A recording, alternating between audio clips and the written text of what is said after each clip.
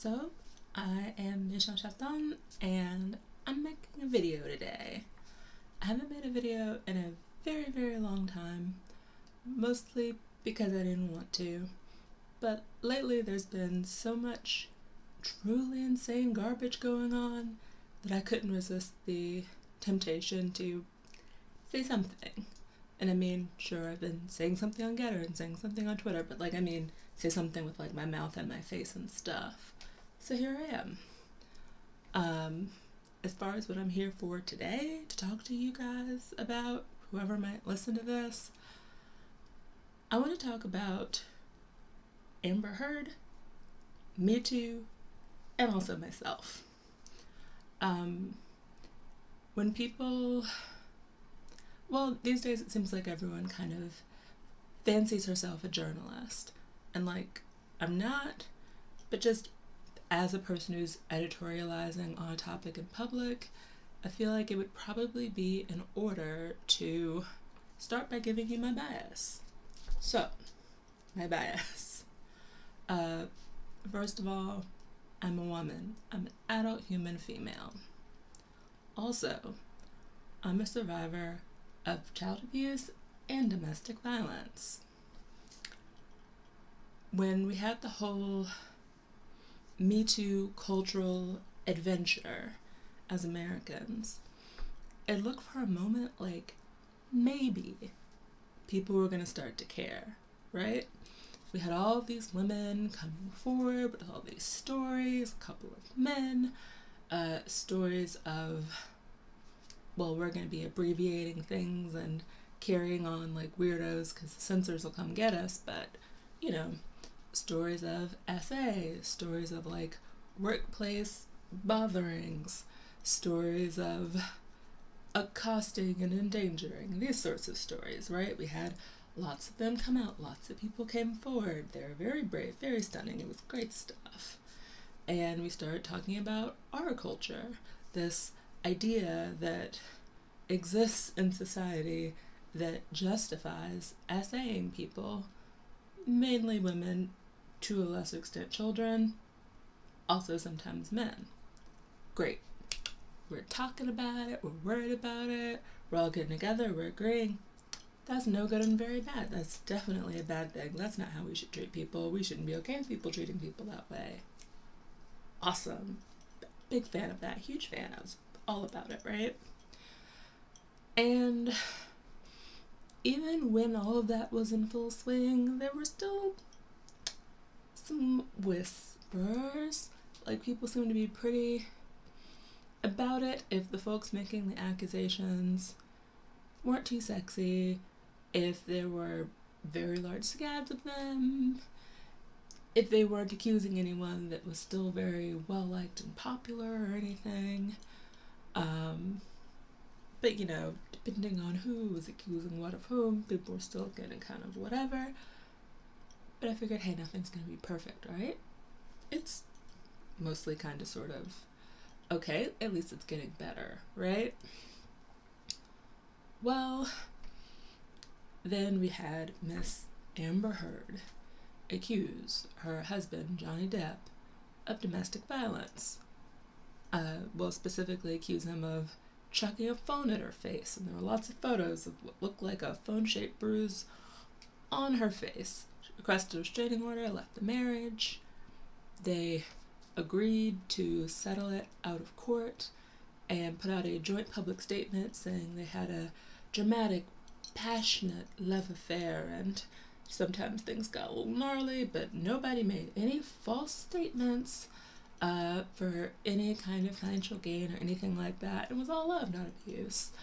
And both agreed to not talk about it, which of course was followed up by, her very vaguely saying at some point in her history somebody had assaulted her, and him having all of his friends write op-eds where they accused her in detail of varying degrees of ridiculous nonsense, and she threatened to sue all of his friends, and they all either, recanted or shut up or apologized, some varying degree of that kind of thing, and from there we were out for the races. publicly putting all of whatever there is to say out about their marriage. Okay. That was incredibly frustrating to watch. There were lots of articles that had titles to the effect of "The backlash to Me Too, the beginning of the end of Me Too. Me Too has officially gone too far." And all I could think about when I was seeing that was, you know, to make this international incident all about me, my personal history, I had a handsome, charming, total narcissist of a boyfriend. And he emotionally, psychologically, and occasionally physically accosted me. We'll put it that way, right? That happened. And people found it difficult to believe because, you know, he's kind of flamboyant, kind of effeminate, and he's very charming and very gregarious, and everybody loves this guy. And, you know, I'm tall and wear all this makeup and have all these boobies, you know. So surely that couldn't have been what happened, right? No. Okay. And I actually did have audio evidence, specifically of him, you know, threatening to take a projectile kind of weapon and end my whole career, honey. Very detailed, very angrily, lots of yelling. Wound up playing that for the dean at my university, who rolled her eyes, looked annoyed at me, like I'm the one threatening to do crazy stuff like that on people's voicemail.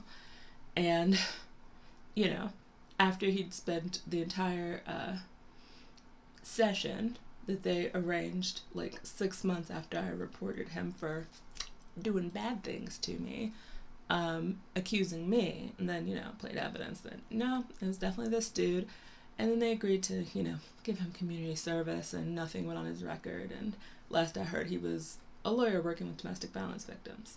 But, you know, whatever, fine. Enough making it all about me. I just couldn't help but feel like, man, this feels unpleasantly familiar. And, you know, we go through the whole UK trial. She very adequately proves with ridiculous amounts of evidence this definitely happened. We've got photos of injuries, we've got police reports, we've got reports from doctors, we've got several people who testify seeing injuries in person. We've got apology letters written in this guy's own handwriting apologizing for doing these things. We've got his voice and audio apologizing to her for doing these things. We've got conversations where they discuss these things, and he doesn't say any of the things you expect someone to say when you're talking to someone who made up something insane about you, like, what are you talking about? Or, I never did that. Or, are you just saying this crazy thing because we're recording all this? None of that. Did the sort of thing you expect someone would do when they were talking about a thing that actually happened, and, you know, had a conversation with you about it like you didn't just make it up. In fact, no audio of him, like, saying she's making any of these things up. We have hundreds, if not thousands, of hours of audio because their couples counselor requested that they record their arguments because, you know, they would come into sessions and she would say a thing happened and he would say it didn't happen and he didn't remember that. And, well, based on what I've heard of the audio, I'm not surprised he didn't remember stuff, because when you do enough substances, you tend to forget things. Or, you know, not form memories of them at all if you're just completely blacked out. But nevertheless, even in the face of all of this, what I see when I look on the computer is people debating whether the much smaller, much younger, much less wealthy, much less famous partner of this very well-established, very wealthy man with a very extensive history of having brutalized and attacked and terrified a lot of people and been arrested for it and sued for it, all kinds of stuff. Just, you know, my entire adult life and most of my childhood. And people are like, but is she the crazy person that was maybe beating him up? I think it was her. And the most common evidence presented is something that sounds like it should have been in a really annoying mid-century black and white movie. Wild. And you know, I'm sitting around and I'm stewing about it and I'm fussing with my friends and I'm driving them crazy. And I'm sure I've driven my poor grandmother straight up a wall, right? Just straight up a wall. Because she doesn't care about these wealthy strangers. But hopefully my YouTube audience does, because y'all are about to hear about it and there's probably going to be more videos. And then we get to today. And I'm watching the live testimony from a doctor who testified having met with Amber once, having had dinner and drinks with her husband, having read his notes from the trial, and then diagnosing her with not one, but 2 personality disorders, and giving her professional opinion that she's exaggerating or faking any symptoms of PTSD that she might have.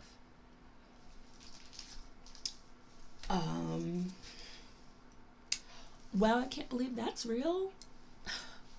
Like, wow, I can't believe that's real. This woman gets up there and looks right at all of us and says, well, you know, I diagnosed this woman with borderline personality disorder and histrionic personality disorder. She goes through the list of sexist, nonsensical, completely, relentlessly ridiculous, random bag of crap things that are tossed at women who are diagnosed with this. She doesn't actually testify that she has personal knowledge of Amber Heard actually doing any of this stuff because she met her one time. She did read some notes from Amber's prior therapist, who considered but tossed out a borderline diagnosis. But hey, even though she had this person for years, even pursuing this relationship, I guess that doesn't mean that they would know better than someone who just met her, whether she had it or not, right? And I'm listening to her talk about all these reasons that you should discount whatever kinds of accounts of abuse come from a woman with BPD. You know, you should discount it because they have no ability to reliably be able to determine whether they hold blame in a situation or not, so they just automatically blame things on other people all the time because they can't know if anything was ever their fault. They can't take responsibility for things. You shouldn't really believe reports of injuries because they tend to self-injure. And apparently one time when she was a teenager, Amber Heard told the therapist that she hurt herself. So who knows, maybe any injuries they have, if they have these disorders, they might be, you know, self-inflicted. So you should ignore any of that. They exaggerate any sort of symptoms they report of trauma. And she then admits that she does have some symptoms of trauma, but like she's pretty sure this came from childhood trauma and not from the marriage, because nothing changed before or after the marriage. Because, you know, there's no way going through, at best, a tumultuous, tempestuous, violent, stressful relationship with someone who is constantly in and out of rehab, often on large amounts of alcohol and drugs, and getting into physical confrontations with you, could possibly be traumatic in some way, unless you are diagnosed with woman that is a crazy person, in which case you just exaggerate your symptoms, of course.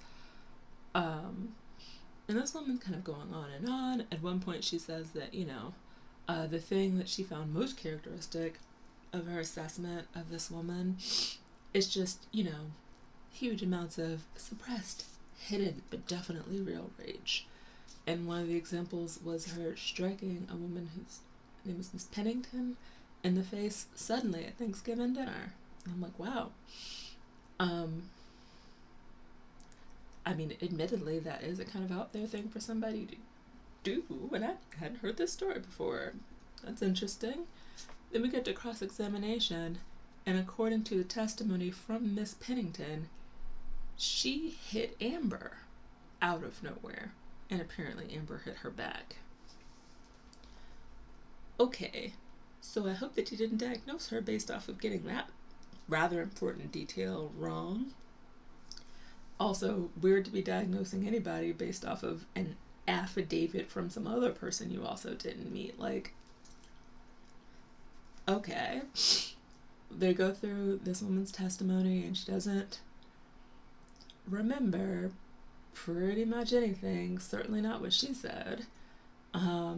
Asked if she's ever had dinner drinks with another client before agreeing to provide expert testimony for them. Nope, never done that before. It's highly unusual. So unusual, she hasn't done it before since. Interesting. The expert testimony she provided, apparently was prepared a year before her one session with Amber Heard. I mean, I don't know what qualifies as malpractice, but I'd really like to accuse her of that. That's how I feel in my emotions. And the result of this is people watching a woman say that if a woman has one of several different disorders, you should discount her claims of abuse because she can't be expected to reliably know whether or not she's been abused or whether or not something is her fault. Or she can't be trusted not to just injure herself. And seeing people go, wow, this is great. This is not completely insane sexist garbage. This is a woman telling us a thing that, I already guessed about this strange lady that I don't know. Really blew my mind. And it just made me think, boy, howdy. I really hope that I don't have a husband who decides to headbutt me, kick me, take a bottle and accost me with it, throw me into walls, try to push my sister down the stairs, slap me, throw things at me, cut off one of his own appendages, and then in his own blood, right on the mirrors, walls, and maybe our lampshades, accusations of me sleeping with my coworkers. And then just go to a court and say that I have a history of being diagnosed with things, and have everybody go, well, I don't care if we've seen pictures, I don't care if we've seen reports, I don't care if even his own witnesses has testified to seeing these injuries on this woman with their own eyes. I don't care if he's apologized on audio, on video, and in handwritten notes for doing these things she says he did. I don't care if we have recordings of conversations where at least he doesn't deny or disagree with any of her very strongly worded accounts of his behavior. She's crazy. We're done here, right?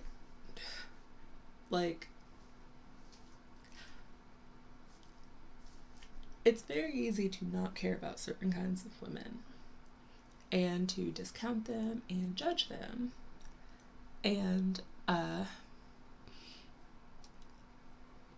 thought a lot about what I might look like for this video, but the truth of the matter is, if you actually ran into me on the street, I probably look a lot like this. And I've gotten really judgy comments about my appearance before, but I kind of am into this whole aesthetic, so I look like this on purpose. And I happen to not be of the belief that, coloring your hair and curling it, or putting on makeup, or wearing big earrings, or having a lot of boobs or something is some kind of reason to discount a woman's experiences. Well, a lot of people feel that way. And it's hard for me not to feel for women that I get the distinct impression are being judged as imperfect victims because they have the absolute temerity to be feminine and or glamorous. That's sexist, and I wish we'd stop doing it. It's ableist to discount people because of mental health issues, and the reason that feminine things like pink and florals and bright colorful things and sparkly things and makeup and things like that tend to get negatively judged in our culture, the reason we had to have a whole Legally Blonde franchise, the reason we need to reboot it, is because these things are associated with women, adult, human, females. Not because there's something inherently good, bad, or indifferent about them, but because they're associated with women and women like them, and we live in a misogynist patriarchy that doesn't like women. So anything we like, it also does not like.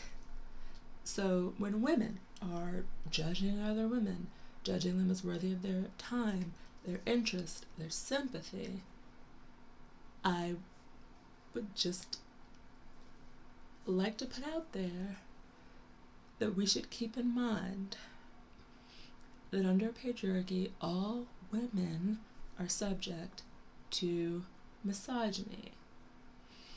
And there isn't some sort of thing a woman can do to exempt herself from that. She cannot be rich enough, she cannot be masculine enough, she cannot be feminine enough, she cannot be poor enough, she cannot be short enough, she cannot be tall enough, she cannot be beautiful enough, and she cannot be ugly enough to be exempt from the consequences of living under patriarchy as a woman. And if all a woman had to do to be completely free of any of those concerns was make enough money, be pretty enough, be feminine enough, be diligent enough about coloring her hair, marry the right man, then we wouldn't be watching the entire world laugh as a woman who is a victim of domestic violence and SA, emotional abuse, financial abuse, physical abuse, legal abuse, and defamation be laughed at because the guy who admitted on tape to doing it and we've all gotten to hear them, well, he showed a photo of their dog's poop and said she did it and she's crazy anyway. So that's kind of all I want to get off my chest today. But, hope all you viewers have a nice day, and see you soon. Probably whining about this some more. Bye!